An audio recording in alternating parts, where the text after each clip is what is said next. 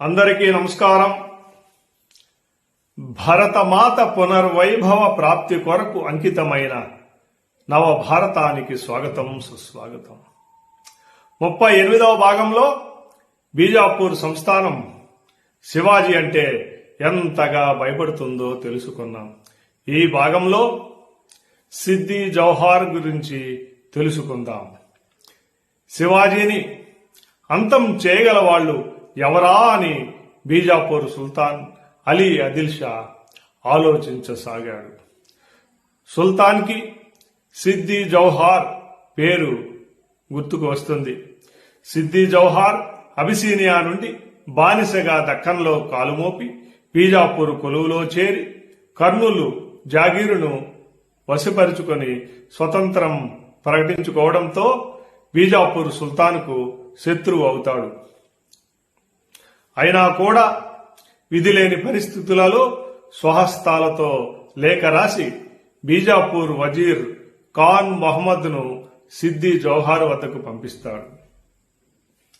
బీజాపూర్ సంస్థాన ఉనికికి ప్రమాదం ఏర్పడిన ఈ సమయంలో సుల్తాను లేఖను సాధారణ వార్తాహరుడి ద్వారా కాకుండా స్వయంగా తన వజీరైన ఖాన్ మహమ్మద్ను సిద్ది జౌహార్ వద్దకు పంపించినట్లుగా కొందరు రచయితలు తమ రచనలలో పేర్కొన్నారు. ఆ విషయాన్ని నేను ఇక్కడ తీసుకుని వజీర్ కర్నూలుకి వెళ్లినట్లుగా వివరిస్తున్నాను. సిద్ది జౌహార్తో అఫ్జల్ ఖాన్ మరణం ఆదిల్ షా వంశానికి, బీజాపూర్ రాజ్యానికి పట్టిన దుర్గతిని చెప్తున్నప్పుడు ఖాన్ మహమ్మద్ స్వరంలో పట్టరాని దుఃఖం కనిపిస్తుంది. ఇప్పుడు శివాజీ విజృంభణకు పట్ట పగ్గాలు లేవు. పన్హాలా కోటను ఆక్రమించుకున్నాడు. బీజాపూర్ పొలిమేరల దాకా తరుముకొస్తున్నాడు. సర్దార్లకు ఏమి చేయాలో పాలుపోవటం లేదు. శివాజీని అణచగల తమ వంటి జోదు కొరకే అలంపన వారు ఎదురు చూస్తున్నారు. తమరు ఊ అంటే చాలు వారు వెనకటివన్నీ మర్చిపోగలరు. కర్నూలు జాగీరు శాశ్వతంగా తమకే చెందగలరు. ఈ సమయంలో సిద్ది జౌహార్ తుంగభద్ర తీరాననున్న కర్నూలు కోటపై భాగంలో నిలుచుని ఉంటాడు. అప్పటి వరకు దృష్టి ఎటో సారించి ఉన్న సిద్ది జౌహార్ అహ్మద్ ఖాన్ వైపు తిరుగుతాడు. బిస్మిల్లా, ఇది సత్యం. తమరు శివాజీని అణచివేస్తే బీజాపూర్ సల్తనత్తుకు సర్వ సేనాధిపతి కాగలరు. ఖాన్ మొహమ్మద్ గొంతులో స్వామి భక్తి తొనికిసలాడుతోంది. కాని సిద్ది జౌహార్ కళ్ళు స్వార్థ చింతనతో మిలమిలా మెరుస్తున్నాయి. ఎంతటి చక్కని అవకాశం! నేడు కర్నూలు, రేపు పన్హాలా, ఎల్లుండి బీజాపూర్. మళ్లీ నదివైపు దృష్టి సారిస్తాడు సిద్ది జౌహార్. నదీ తరంగాలు ఉవ్వెత్తున కోటగోడను తాకుతున్నాయి. అంతకంటే ఉవ్వెత్తున ఎగిసిపడే ఆశా తరంగాలు అతని హృదయ తీరాన్ని తాకి హోరున నినదిస్తున్నాయి. ఆకాశాన్ని అంటిన అతని మనోరథం దురాశ వాయువు తోడు కాగా దక్కను పీఠభూమి అంతటా విస్తరిస్తుంది. అంతరంగంలో అంత సంచలనం కలిగిన ముఖంపై మాత్రం ఎట్టి మార్పు గోచరించలేదు. సిద్ది జౌహార్ ప్రశాంతంగా ఇలా పలుకుతాడు. ఖాన్ మహమ్మద్, మీకు సుల్తాన్ వారిపై విశ్వాసానికి, బీజాపూర్ సల్తనత్ పై నీ అనురాగానికి నేను చాలా సంతోషిస్తున్నాను. అయితే కర్నూలు పరగనాను నేను స్వాధీనపరుచుకున్నంత మాత్రాన నాకు స్వామి భక్తి లేదని ఎవరూ భావించరాదు.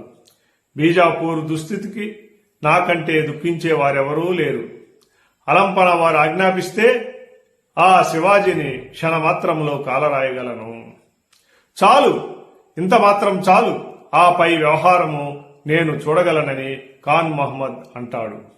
ఇంతటి మహత్తర కార్యానికి సిద్ది జౌహార్ను ఒప్పించినందుకు ఖాన్ మహమ్మద్కు పట్టరానంత సంతోషం కలుగుతుంది. తన భవిష్యత్తుకు రాచబాటలు వేసుకుంటున్నందుకు సిద్ది జౌహార్కు అంతకంటే ఎక్కువ సంతోషంగా ఉంది. ఇలాంటి సంతోషాలను, వాటి వెన్నంటి వచ్చే దుఃఖాలను ఎన్నింటినో చూచి ఉన్న తుంగభద్ర మాత్రం తాపీగా ప్రవహిస్తోంది. సిద్ది జౌహార్ సైన్య సమేతంగా బీజాపూర్కి వస్తాడు. బీజాపూర్ దర్బారులో సుల్తాన్ సింహాసనానికి పక్కగా సిద్ది జౌహార్ ఆసీనుడై ఉన్నాడు. అలీ ఆదిల్ షా ఇంకా దర్బారుకు రాలేదు. అయినా దర్బారు కిటకిటలాడిపోతూ ఉంది. సర్దార్లు, ఉమ్రావులు, జాగీర్దార్లు ఇంకా ఎందరో ప్రముఖులు తమ తమ ఆసనాల్లో కూర్చుని ఉంటారు. అందరి చూపులు సిద్ది జౌహార్ మీదనే కేంద్రీకృతమై ఉన్నాయి. ఆ చూపుల నుండి మెప్పుదల, అసూయ వివిధ కోణాల నుండి అతనిపై పడుతున్నాయి. ఇన్నాళ్ల తర్వాత అతని రాకను గురించి గుసగుసలు చెలరేగుతున్నాయి. ఆ గుసగుసలు, ఆ చూపులు సిద్ది జౌహార్కు పులకింతలు కలిగిస్తున్నాయి. తను కూర్చున్న ఆసనం సుల్తాన్ ఆసనం కంటే ఎత్తైనదిగా అనిపిస్తోంది. తాను కర్నూలు జాగీరును ఆక్రమించి సుల్తానును ధిక్కరించినా వీళ్లందరికీ తనే గతి అయినాడు.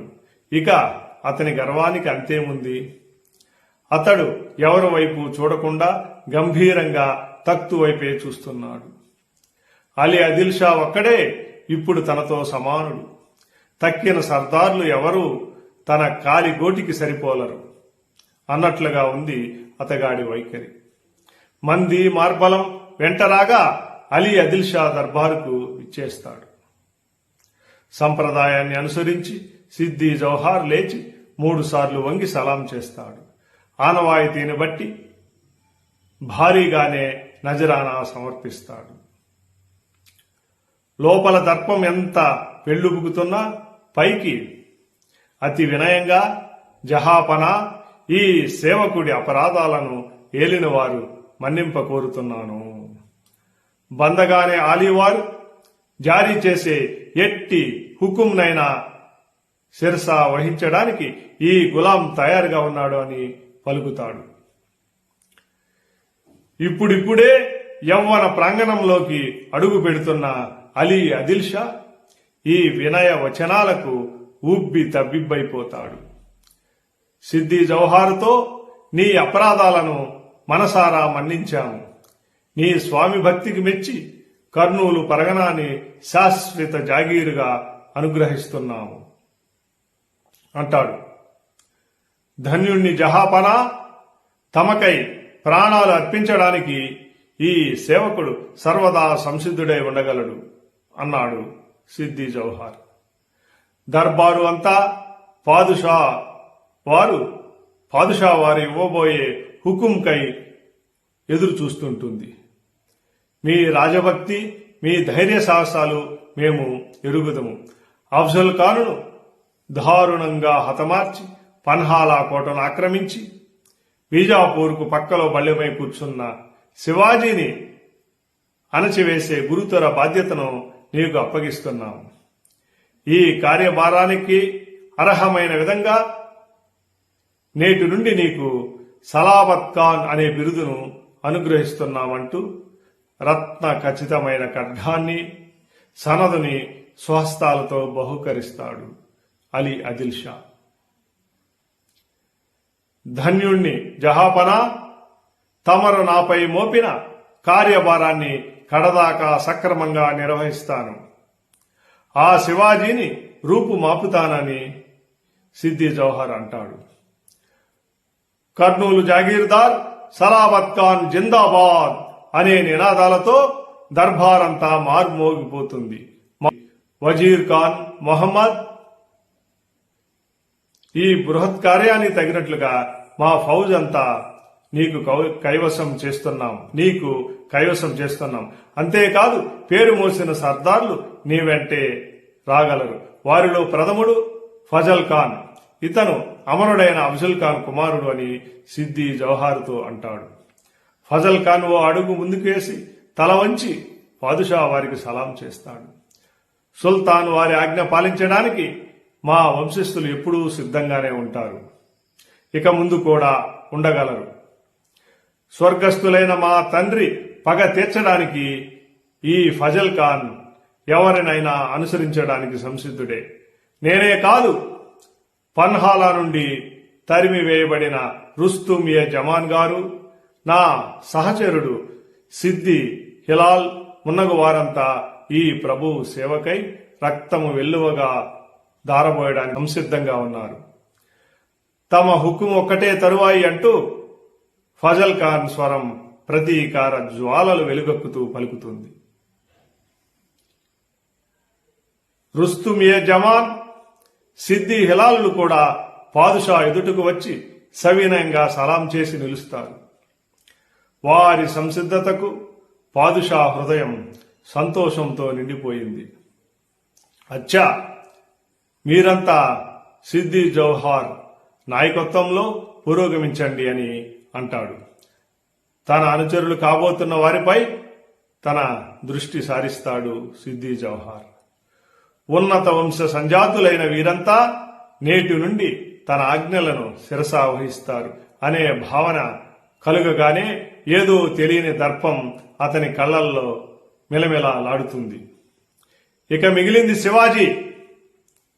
అతన్ని మట్టు పెడితే చాలు, తనకిక ఎదురే లేదనుకుంటూ సిద్ది జౌహార్ ఊహల్లో తేలిపోతాడు.